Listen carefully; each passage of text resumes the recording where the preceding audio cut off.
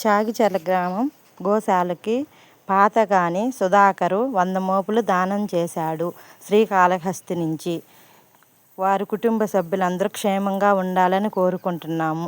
జనవరి 2026 23వ తేదీన 100 మోపులు గోవులకి దానం చేశాడు. ఎవరైనా దానం చేయాల్సిన వాళ్ళు ఉంటే వీడియో చూసి దానం చేయాల్సిందిగా కోరుకుంటున్నాము. చాగిచర్ల గోశాలకి.